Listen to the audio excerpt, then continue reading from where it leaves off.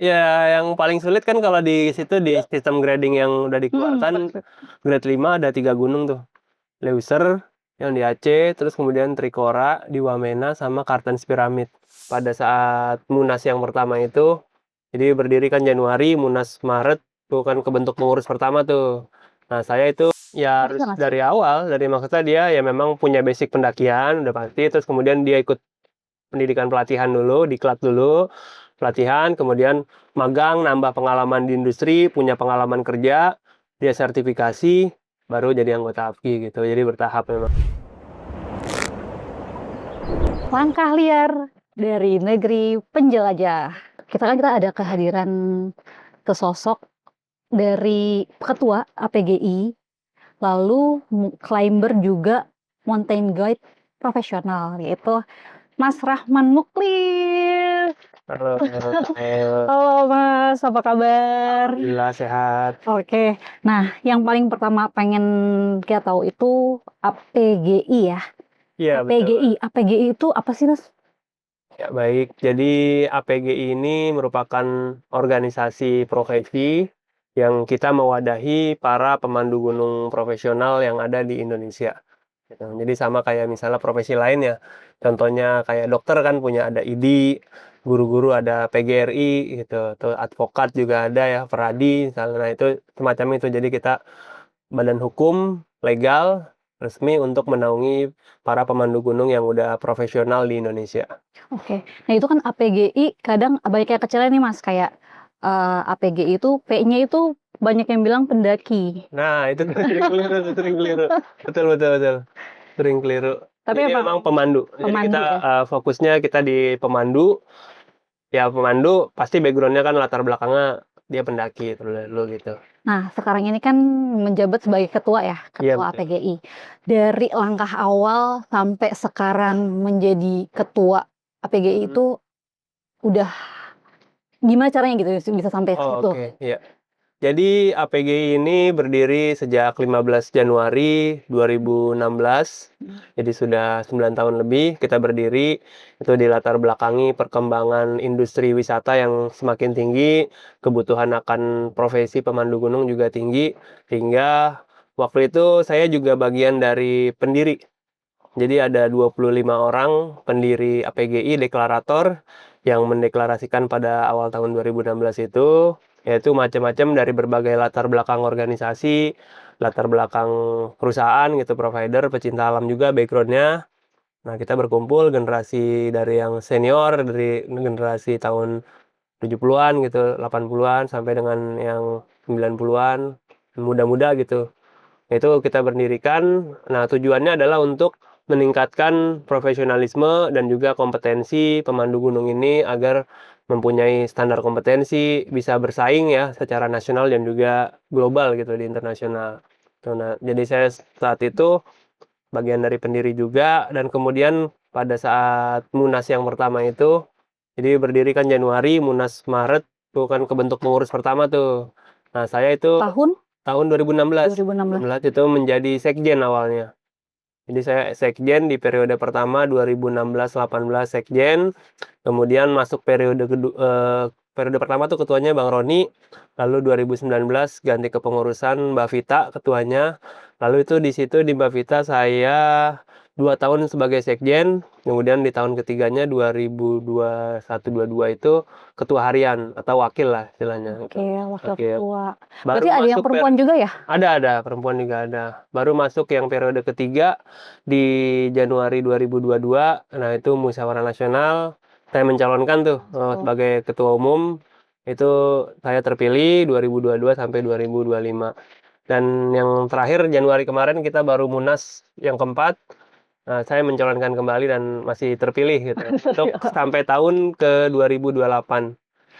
motivasinya sendiri untuk jadi pemandu gunung itu apa sih? Ya, jadi pertama saya ingin diawali dari hobi ya. Kan ini kan dari sejak SMA, saya mungkin sekitar 21 tahun yang lalu. SMA saya mendaki, ikut Sispala, kemudian kuliah saya gabung lagi di Mapala, seneng naik gunung lah dari situ hobi. Terus kemudian sempat bekerja sesuai saya karena dulu basic saya di teknik gitu ya, sempat kerja teknik. ada sekitar setengah tahun, tapi saya ngerasa nggak berkembang gitu. Dan ya udah saya yakinin diri saya untuk ya udah bergelut di sesuai profesi, sesuai hobi saya gitu, memandu gunung. Ya itu dari situ mulai ketertarikannya kayak gitu. Dan ketika memandu gunung gitu, jadi sehingga saya bisa terus menyalurkan hobi saya, mengembangkan minat bakat saya, dan juga mengajak orang-orang untuk merasakan dampak positif dari kegiatan naik gunung. Jadi awalnya emang suka naik gunung, Iya. habis kebawa teman-temannya apa gimana? Oh enggak, emang dari passion, udah jadi Oh, passion gitu, dari udah hobi passion jadi ya? passion gitu kan ya. Nah ini kayaknya, bisa jadi profesi yang menjanjikan juga, gitu, Nah, kayak gitu. kalau misalkan jadi, pemandu jatuhnya kayak kayak guide Iya, gitu ya? guide ya, Guide ya? Nah, menjanjikan. kalau misalkan biasanya, Mhm. nge-guide itu atau memandu gunung itu berapa orang sih maksimal untuk bawa Iya, orangnya? jadi rasio itu biasanya kita satu guide itu 5 peserta, 5 anggota kelompok pendakian. Mak Nah, itu idealnya lah, oh ideal. idealnya. Tapi nanti ada parameter lain, ya itu maksimal ya, maksudnya ideal, berarti kelipatan entar berlaku, misalnya pesertanya 10 berarti kan 2 2 pemandu gitu. Nah itu di dalam kondisi ideal, artinya ya untuk rute yang rata-rata gunung-gunung di Indonesia. Tapi jika nanti ada parameter lain, misalnya gunungnya lebih sulit, Mmm, lebih lama, pendampingannya butuh lebih intens, bisa juga, meningkat gitu, misalnya lebih kecil 1:3 atau bisa juga 1:1. Karena juga bisa dipengaruhi oleh faktor servisnya gitu, layanannya. Kalau dia kelas premium ya bisa aja 1:1 tuh, mmm, random. jadi kalau misalkan tapi ada nggak sih kan, kadang kalau guide itu kan untuk gunung-gunung yang tinggi aja apa, Mhm. ada yang pendek pun Bisa oh bisa, bisa. sesuai kebutuhan. Jadi dari gunung yang level mudah istilahnya sampai yang sangat sulit, ketersediaan pemandu itu sangat penting sekali. Oke, lalu peran utama APGI dalam dunia pendakian tuh apa sih? Ya, perannya adalah kita mengembangkan SDM orang-orang yang berprofesi sebagai pemandu gunung, agar meningkatkan profesionalismenya, kemudian meningkatkan kapasitasnya atau kompetensinya ya, itu yang paling penting karena, kegiatan mendaki gunung kan beresiko tinggi, jadi ya kita harus memastikan seluruh pekerja yang di pemandu gunung ini memang dipastikan ya berkompeten, punya pengetahuan, keterampilan, sikap kerja yang profesional, yang dibutuhkan di industri, dan dia juga tentu harus berpengalaman. Lalu untuk Gitu. APGI sendiri ada programnya nggak? Ada. Jadi kegiatan kita, ruang lingkup kegiatan APG itu ada pendidikan dan pelatihan, yang pertama ya. Itu kan jelas untuk meningkatkan kompetensi, pengetahuan, keterampilan, dan sikapnya. Kemudian sertifikasi, pengakuan akan kompetensi yang berstandar nasional, diakui oleh BNSP, Badan Nasional Sertifikasi Profesi. Terus kemudian kita menggunakan kegiatan litbang, penelitian pengembangan, ya dalam rangka penelitian pengembangan tentang profesi, keilmuan, kemudian organisasian, pariwisataan itu, seperti itu. Terus kita juga, ada kegiatan advokasi dalam rangka untuk mengadvokasi kebutuhan terkait dengan regulasi, hak-hak, profesionalisme bagi para pemandu, gitu, payung hukum yang jelas buat para pemandu, itu advokasinya. Kemudian kegiatan konsultasi. Nah, jadi ya dengan adanya API ini kan, orang-orang yang berprofesi pemandu nih menjadi sarana untuk saling berkonsultasi, agar mengembangkan diri juga, mengembangkan profesionalnya, gitu. Terus kemudian kita juga bergerak di bidang sosial juga untuk KPGI ini, ya sebagai bentuk tanggung jawab kita untuk alam, ya untuk lingkungan dan juga untuk, teman-teman, masyarakat sekitar gitu. Itu kita ruang lingkup kegiatannya di sana. Tapi memang yang tadi utama tuh pendidikan, pelatihan, sertifikasi. Itu emang ada rekrutmen gitu? Ada. Oh ada setiap bulan kah Mhm. atau tahun kah atau Ya kalau ya sekarang udah setiap bulan ya ada ya, baik yang diselenggarakan di pusat ataupun di daerah gitu. perempuan pun boleh ya? Boleh boleh, yang penting memenuhi syarat semuanya. Di seluruh Indonesia ada? Apa Sekarang ini kita sudah ada di 25 provinsi. regional udah Iya, 25 provinsi, kita sudah punya anggota 2.500 sudah. Itu semuanya yang memang sudah sertifikasi. sudah. Karena itu, syarat menjadi anggota AFGI adalah dia sudah memiliki sertifikat kompetensi. Kalau misalkan dari kalangan yang belum pernah nih, Ya bisa harus nggak sih? dari awal, dari maksudnya dia ya memang punya basic pendakian udah pasti, terus kemudian dia ikut pendidikan pelatihan dulu, diklat dulu, pelatihan, kemudian magang, nambah pengalaman di industri, punya pengalaman kerja, dia sertifikasi, baru jadi anggota AFGI gitu, jadi bertahap memang. dan itu terbuka. Artinya nih teman-teman yang sekarang cinta alam gitu ya, Mapala gitu misalnya ketika setelah lulus mau menekuni profesi ini, itu sudah jelas gitu, jenjang karirnya itu sudah jelas, udah diakui negara, profesinya, industrinya juga berkembang gitu, sehingga menjadi peluang lah, peluang karir selain sesuai dengan bidang keilmuan yang dia punya. Gitu. Nah, ini masalah grading gunung, Oh apakah iya. APGI juga mencakup hal itu? Oh ya, jadi kami secara internal itu sebenarnya sudah sekitar dari tahun 2022 ya. Tim litbang kami itu sudah melakukan penelitian pengembangan untuk menyusun grading, klasifikasi jalur pendakian gunung di Indonesia. Itu 2000 Rakernas pada saat Rakernas 2022 di Surabaya, kita sudah mengeluarkan ya klasifikasi tingkat kesulitan ya yang memang berlakunya pada hari itu internal gitu. Terus sebagai referensi bagi para pemandu gunung untuk mengklasifikasikan tingkat kesulitan jalur dan juga referensi juga buat wisatawan pendaki.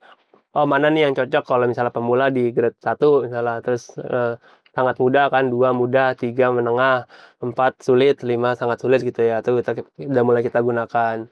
Lalu ya sejak tahun lalu sampai dengan pertengahan tahun ini kan, kecelakaan mendaki gunung meningkat tuh. Betul. Ya, Apalagi makanya yang baru kemarin kan ya banyak di banyak Rinjani. kejadian. Nah, Rinjani itu termasuk yang paling besar lah, global sampai Betul, sampai negara. presiden turun ya apa. Nah, akhirnya pemerintah dalam hal ini Kementerian Kehutanan menginisiasi untuk menyusun grading itu tapi yang berlaku nasional. Kan kalau pemerintah kan sifatnya nasional berarti kan Iya. untuk publik. Makanya dia mengundang organisasi-organisasi dari APGI diundang, dari Federasi Mountaineering Indonesia FMI juga diundang, terus dari kalangan praktisi di setiap Balai Taman Nasional diundang, komunitas pendaki, ya artinya dimintain saran lah semua, sehingga itu menjadi satu konsesi. Karena kan mau jadi berlaku nasional, jadi artinya menghimpun dari seluruh pihak yang bergerak di bidang pendakian gunung, hingga kemarin di tanggal 13 Agustus, itu di-launching sama Pak Menteri Kehutanan, sistem klasifikasi jalur pendakian gunung, grading gunung di Indonesia, sekaligus juga SOP pengelolaan pendakian gunung di kawasan, Kementerian Kehutanan, dalam hal ini kawasan Taman Nasional, Taman Wisata Alam, yang ada di Kemenhub, di bawah Oh naungan iya, Kemenhub. pantesan aja kemarin tuh kayak kayaknya yang kayak Rinjani itu termasuk yang tersulit ya sekarang. Masuk yang Iya, sulit ya, bukan yang mhm. bukan yang paling sulit tapi sulit. Grade 4 Iya, sulit, grade grade 4. 4 sulit. Jadi memang pada saat penyusunan itu, ya kita ngirimin tim perumusnya juga bersama yang lain, terus dirumuskan, terus salah satunya memang Rinjani yang menjadi sentral objek pembahasan gitu, karena kan ya itu masalah cukup besar di sana waktu itu ya. Itu Rinjani grade 4 ditetapkan itu. Iya, karena juga kan kayaknya banyak pendaki-pendaki yang baru naik 1, 2 tiba-tiba langsung ke Rinjani. Iya, Mungkin itu FOMO gitu ya. iya, jadi ya begitulah. Nah, jadi sekarang Rinjani itu adanya di 4 4, sulit, ya grade 4 sulit. lumayan yang sulit Sulit, lah ya. 2, 3, 4, 5. Kenapa grading itu penting buat pemandu? Ya pertama dia bisa menjadi alat ukur standar, buat si pemandu menentukan kualifikasinya gitu ya. Kan pemandu ini juga ada acuannya, ada SKKNI ya, Standar Kompetensi Kerja Nasional Indonesia, ada KKNI, Kerangka Kualifikasi Nasional Indonesia, yang itu ngebagi jenjang jenjang profesi. Jadi dari jenjang kualifikasi itu istilahnya penyamarataan antara orang-orang yang sekolah formal, SMA, D3, S1 dan seterusnya itu disamakan dengan dia ikut sertifikasi model KKNI dari jenjang 2, 3, 4. Misalnya kalau jenjang 4 tuh berarti setara dengan lulusan dari S1 gitu ya, jenjang 4. Nah itu. Nah kalau di pemanduan gunung itu KKN-nya juga udah disahkan pemerintah, itu dari yang jenjang 2 porter, kemudian 3 kepala porter, pemandu hiking, terus pemandu wisata gunung trekking, 4 ya ada pemandu wisata jungle trekking, pemandu wisata gunung high altitude, pemandu wisata gunung multidestinasi, pemandu wisata gunung alpin, dan terakhir pemandu wisata gunung medan bersalju, jenjang 7. Ah, Nah, dari situ dia kan ada ruang lingkup nih, misalnya grade tadi ya, pemandu dengan kualifikasi jungle trekking, itu kan di jenjang 4. Nah, dia tuh, ruang lingkup kerjanya adalah idealnya itu di yang gunung dengan tingkat kesulitan sulit, grade 4. 4 atau 5. Contohnya kan grade 4, 5 tuh contohnya Binaya, itu kan, jungle trekking juga ya, terus ada Leuser juga 5, nah itu masuk tuh. Jadi alat ukur kompetensi pemandu dia tuh sebenarnya dapat bekerja di mana. Jadi kalau misalnya kita misalnya ada yang dia sebenarnya baru cuma level pemandu hiking di grade 2, grade 1, 2 mudah gitu ya. Tapi dia tiba-tiba guiding di grade 4. Nah, itu kan tidak sesuai dengan kapasitasnya kan di situ. Itu fungsinya buat itu bisa. Buat wisatawan juga jadi alat ukur. Oh tadi ya kan dia belum pernah naik gunung yang 3.500-an, tiba-tiba langsung Rinjani, harusnya nggak gitu, tapi yang di bawahnya dulu, grade 2 dulu, misalnya apa, Ijen gitu ya, terus apa, Papandayan gitu, terus kemudian baru grade 3 misalnya Gede Pangrango, Merbabu, nah baru 4 Rinjani. Jadi acuannya fungsi grade ini bukan cuma buat pemandu sih, buat Juga pendaki, buat wisatawan nih, teman-teman nih juga sangat penting sekali, sehingga bisa ngukur diri lah. Oh saya harus bertahap kalau misalnya mau ke Kartens yang grade 5 ya, jangan langsung Kartens gitu ini kan. Tapi bertahap dulu itu jadi acuan. Buat pengelola ya acuan untuk menjadi regulasi kan. Dia menetapkan itu regulasi diikuti oleh para, pendaki, para pemandu gitu, menjadi referensi. Nah, ini kayaknya ada yang seru yang harus kita bahas nih, Mmm. Mas, kan ada satu gunung, tapi dia jalurnya tuh nggak cuman satu Oh iya, kan, ada bisa 2 bisa 3 bahkan bisa. ada 5 kayak Salak kan banyak banget tuh. Nah gitu, itu grading-nya Per jalur memang. per jalur memang. Ya karena konsep grading ini bukan gunung, bukan per gunung, tapi per jalur pendakian, grading jalur pendakian gunung gitu. Bisa juga di satu gunung ada yang dia grade-nya mudah gitu, ada yang sulit gitu, itu bisa aja. Nah itu biasanya emang dibikin grading itu karena emang banyak pendaki-pendaki yang tiba-tiba nerabas nih, ngejalur situ abis itu dibikin grading atau kita grading dulu? Karena kan yang udah-udah ya kayak Mhm. misalkan kayak di Salak tuh udah dibuka jalur yang resmi, tapi ternyata banyak orang-orang yang lewatnya mana, nanti Iya. baru di-grading, seperti itu. Ya jadi grading ini kan sebelumnya sudah ada dari based on experience di lapangan ya. Mhm. Jadi kita teman-teman tim perumus saat itu menggabungkan dari teori-teori yang ada, ilmiah, kemudian yang udah terjadi di lapangan kita hitung datanya. Karena kan grading ini kan ada dari 4 parameter ya. Parameter morfologi jalur ya, misalnya panjang jalur, tingkat elevasi, tutupan lahan, terus kemudian dari segi geografis ya, aksesibilitas, rute pendakian, faktor navigasinya, kemudian faktor juga dari meteorologinya, iklim cuaca itu mempengaruhi, terus faktor dari biologisnya ya flora fauna. Nah itu dari alat-alat ukur itu dihitung kondisi yang ada di situ, di setiap jalur yang udah ada. Ataupun kalau kita mau bikin baru gitu ya, yang jadi referensi juga kan. Ntar dibuat jalurnya, ditata, kemudian ini di-asesmen lah, ini jalurnya jalur berapa gitu. Tapi kalau yang kemarin itu memang ya jalur yang sudah ada, kemudian dari pengalaman kita kan pernah data kan, pernah pernah mendaki, pernah ngerekam di GPS itu, atau kemarin dari Taman Nasional juga mengukur baru, dari alat ukur itu di sistem grading tuh ada semacam kalkulatornya. Ya tinggal input data kan, panjang jalurnya berapa, elevasinya berapa, cuacanya bagaimana, faktor navigasinya gimana, flora faunanya gimana, ancaman resiko, ancaman bahaya, masukin poin-poin, nanti keluar angka, jadilah gradingnya gitulah, tingkatnya gitu. Nah, biasanya kalau Nanti misalkan lebih detailnya ya teman-teman kan itu kan bisa diakses publik ya, ya, bisa mempelajari sendiri. oke. Nah, itu kan kalau untuk APGI sendiri, kan pemandu gunung nih, Mhm. itu biasanya emang kerjasama dengan apa, kayak OT-OT begitu atau emang kita ngadain nih, terus ada yang mau daftar gitu? Atau dari OT sendiri Oh, yang apa, ngedaftar ke API gitu? mengundang gitu? Ya jadi, APGI ini anggotanya tuh perorangan, bukan organisasi atau bukan lembaga. Oh, Nah gitu, jadi memang profil anggota APGI itu ada yang dia sebagai pemilik operator, ada yang dia bekerja tetap di satu operator, ada yang dia freelance, bekerja di beberapa operator atau mungkin masih part-time aja.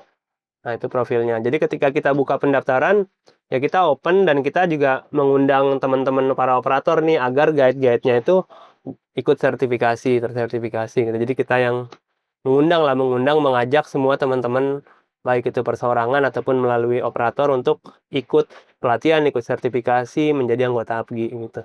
gitu ya. Untuk saat ini nih, kan udah tadi ada 25 Provinsi regional ya, ya? provinsi provinsi ya. Untuk wanitanya emang banyak ya? Wanita Aku mungkin berapa penasaran. persennya ya? Aduh saya paling sekitar Ada 20% kali ya, Lalu ada kan 20% kayaknya, untuk 10% naik dari naik gunung 2.400 sendiri itu. kan yang tadi grading-grading itu ya, Heeh. kan pasti kadang ada yang, "Ayo udah ikut-ikut aja nih, ikut-ikut aja." Itu diseleksi nggak sih pesertanya? Oh, seleksi. Jadi kita ketika buka pendaftaran wisata gunung gitu kan, kemudian kita menghimpun datanya kan, ngerekam data pribadi, pengalamannya gimana, kondisi fisika gimana, terus, data dirinya lah pokoknya portofolio dia, pernah mendaki kemana aja, olahraganya gimana. Nanti ketika di situ ada, oh ini kita anggap nih benar-benar pemula, nah terus dia mau ke Rinjani, nah Ah. itu kita memberikan rekomendasi, jangan ke Rinjani dulu gitu, dan kita bisa bisa nge-cut sejak awal. Oh, oke. Oh Soalnya ini yang udah-udah tuh mhm. kayak kelihatan, oh ya udah ikut-ikut. Ya enggak, ya Pokoknya ya kurang tepat lah yang kayak gitu. Tapi idealnya kita pelajari jalurnya, mhm. kemudian kita kasih saran rekomendasi. Kalaupun misalnya ke Rinjani tapi harus ekstra gitu, ada persiapan dulu misalnya 3 bulan sebelumnya, 2 bulan sebelumnya, latihan fisiknya gimana, terus coba-coba dulu naik gunung yang kecil-kecil gitu ya, yang di sekitar misalnya kalau di Jakarta mungkin bisa coba ke Sentul, ke Bogor gitu, yang deket-deket dulu gitu. Ada latihannya lah. Ya, kita juga bisa memberikan layanan latihan itu sebelum mendaki gunung.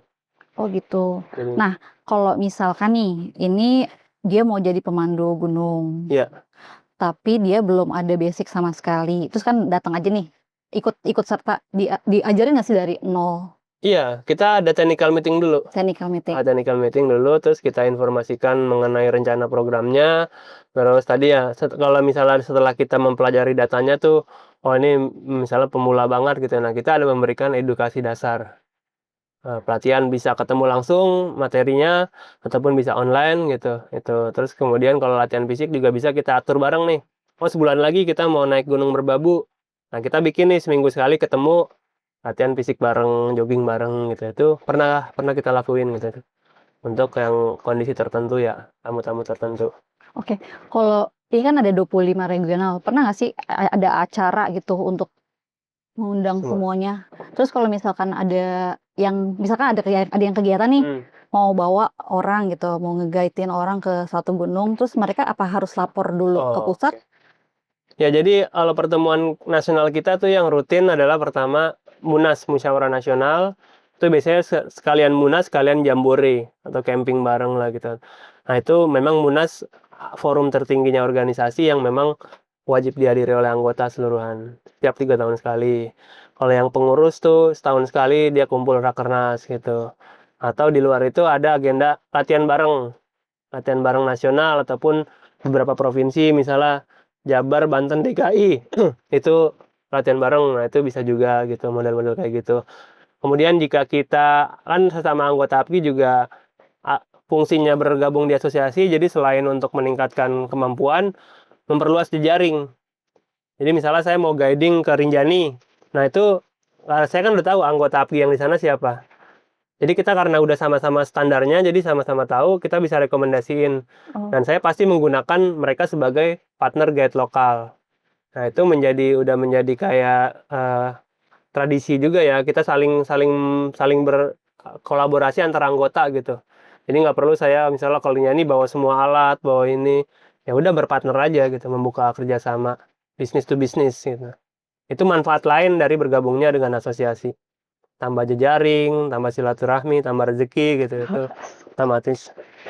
Nah, kita kembali ke Mas Rahmannya sendiri nih. Iya Berarti waktu itu mulai pas SMA, suka naik gunung, iya, mulai naik gunung SMA 2004. 2004, oke sudah lama juga ya. Iya, 21 Pertama tahun. kali naik ke gunung mana tuh Mas Gunung Rahman? Salak, Kawaratu dulu. Kalau Sendiri. menurut Mas Rahman, grading gunung yang paling sulit menurut Mas Rahman ya, Mhm. itu apa? Karena kan yang Run lihat di nomor 4 juga Argopuro termasuk nomor 4 ya? Grade 4 ya, Iya kan grade grade 4. 4, karena kalau dilihat strukturnya itu kan jalan emang Panjang panjang, panjang. gitu. Terus kalau ngelihat yang kayak Kerinci kan agak naik, sebenarnya kan kalau kalau bisa dilihat Kerinci kan hampir hampir 4.000 juga ya, hampir Iya, 40.000 lah. Tapi 3.800. dia masuk ke grade 3 kalau nggak salah. 4 juga ya, nanti 4 juga. Grade Iya 4, oh 4 juga? 4 juga, sama. Oh sama Kerinci, sama apa, Binaya 4, Kerinci 4, terus apa, Gagandang Dewata 4, oh Argopuro tadinya. salah baca. Ya ya yang paling sulit kan kalau di situ di sistem grading yang udah dikeluarkan, Betul. grade 5 ada 3 gunung tuh, Leuser yang di Aceh, terus kemudian Trikora di Wamena, sama Kartens Pyramid, gunung tertinggi Indonesia. Ya saya juga, udah pernah ke sana juga dan memang dari pengalaman saya sulit, sangat sulit untuk di Indonesia ya, untuk gunung-gunung itu, sesuailah grading-nya tingkat 5 itu sangat sulit. Medannya lengkap, dari hutan tertutup, hutan terbuka, terus dari sungai, lumpur gitu ya, terus savana, pasir, kerikil, berbatu, tebing, sampai medan bersalju, ada semua tuh di Kartens. Udah pernah ke Ya sana? ada pemanjatan, sudah. Dari pas dulu pertama kali ekspedisi pas kuliah, terus beberapa kali juga sempat guiding juga ke sana. Trikora saya yang belum, Trikora sama Leuser belum. Sekolah. Mmm. Menyusul ya? Iya, tapi memang 3 gunung itu di tingkat grade yang tersulit lah, ada 3 yang sudah terdata ya di sistem itu. APG itu pernah kayak, Mmm. eee ngasih ngasih ini nggak sih, ngasih kayak pembicara gitu ke Nah. kuliah-kuliah atau ke sekolah. Oh ya ya. Ada. Jadi program APGI selain yang buat internal, kan buat anggota pemandu gunung, kita juga ada program APGI Goes to School dan juga APGI Goes to Campus, itu lebih kepada edukasi. Edukasi buat penggiat, pendaki, anak-anak generasi muda untuk, ya kita menjadi pendaki yang cerdas, yang bertanggung jawab gitu, yang, mengutamakan safety dan juga tentu melestarikan alam lingkungan. Ada. Ada ini nggak sih Mas, kayak yang menarik itu selama Mas Rahman itu nge-guide, mungkin hal tersulit gitu dari wisatanya sendiri, atau mungkin ada yang bilangnya udah pernah naik gunung Ya. ternyata Ya, wah macam-macam jenis pasti karakteristik wisatawan tuh macam-macam, unik gitu. Ada yang memang manja banget, yang kita sebagai pemandu juga harus banyak bersabar gitu, tapi bagaimana kita berkomunikasi dengan baik ya, hospitality kita juga harus ramah gitu. Jadi dan tetap profesional gitu ya dalam mingkanya. Jadi, ada kalanya juga kita harus tegas gitu dan itu wajib tegas gitu. Pemandu itu kan bukan cuma penunjuk jalur, iya, tapi adalah pemimpin. Nah, makanya kita berfungsi untuk memimpin, mengarahkan, memanajemen semuanya agar semua safe, aman, nyaman, selamat, semua happy gitu. Itu serunya sih di situ, ya bermacam-macam karakter orang-orang unik gitu, tapi bagaimana kita pemandu harus bisa tetap profesional, bisa menempatkan diri gitu, untuk, bisa membawa mereka mencapai tujuannya. Itu tuh sih yang paling berkesan sih itu, kita bisa ikut seneng lah. Kan mereka mimpinya mungkin mau ke puncak-puncak gunung nih. iya. Ya kita mengantarkan mereka tuh ada sebuah value kepuasan batin gitu, wah kita bisa mengantarkan orang mencapai mimpinya gitu, mencapai puncak-puncak gunung, turun kembali dengan selamat, dapat banyak ilmu. Itu tuh salah satu value dari kita guiding. Nah, biasanya kalau untuk APGI yang Goes to School itu Mhm. biasa dihubungi atau Mas Rahman? Ada yang dari teman-teman APGI yang menginisiasi, Oh, ada yang karena undangan juga gitu. Dan oke. itu bukan cuma program pusat aja, tapi menjadi program tiap provinsi juga ada. Lalu kalau untuk harapan Mas Rahman sendiri, pesan Bang Rahman untuk para pendaki masa kini itu gimana sih? Ya, jadi kita harus sadar bahwa kegiatan pendakian gunung ini beresiko tinggi ya. Memang menyenangkan, tapi ada ancaman di baliknya gitu, beresiko tinggi gitu ya, kan penuh yang namanya petualangan, penuh resiko, penuh ketidakpastian, penuh tantangan gitu. Jadi jangan sekedar nih kalau istilah orang kan jadi pendaki FOMO gitu ya, pendaki kekinian. Nah, jadi tetaplah teman-teman bangun kesadaran, tanggung jawab pribadi untuk mempersiapkan pendakian gunung dengan aman, dengan nyaman, dengan selamat gitu ya. Sehingga kita bisa menikmati tadi, bisa bisa merasakan nikmatnya naik gunung, nyamannya naik gunung, sampai puncak, tujuan kita tercapai, balik lagi dengan selamat. Terus kita juga nggak meninggalkan sesuatu yang buruk buat alam gitu ya. Jadi tetap jaga keselamatan diri, keselamatan orang lain, jaga lingkungan, gitu. Jaga lingkungan. Iya. Nah, satu lagi nyempil, kalau misalkan kita mau mendaki gunung kan nggak selalu ada pemandunya, Iya. itu minimal berapa orang? Ya, itu minimal 3 orang gitu. Jadi bisa aja teman-teman tanpa menggunakan pemandu, tapi pastikan tadi punya basic, punya bekal kemampuan fisik, bekal kemampuan keilmuan teknisnya, kemampuan sikap mental yang positif, dan kemampuan kelingkungan hidupan, itu tetap harus dimiliki ya. Boleh aja silakan gabung dengan organisasi sangat bagus, Sispala, Mapala, KPA, atau mau berkomunitas aja juga nggak apa-apa. Terus ya tadi, ya minimal bertiga lah kalau buat mendaki per kelompok, jangan pernah sendirian gitu kan, prinsip body system itu harus penting kalau di gunung itu, jadi jangan meninggalkan sendiri, ya makanya kalau sendiri kan bahaya nggak ada tandeman kan ya bertiga lah, jadi saling saling menjaga satu sama lain, gitu. Gitu. Oke. Baik guys, itu banyak banget pelajaran tentang APGI yang kita dapat dari Mas Rahman Muklis. Mungkin kalau kalian pengen tahu lebih jelas tentang APGI bisa langsung ke IG-nya, ada IG-nya ya? Iya ada. Ada IG-nya, bisa langsung hubungi Mas Rahman juga. Oke, cukup gitu. Terima kasih, bye. Terima kasih teman-teman semua, terima kasih Kak.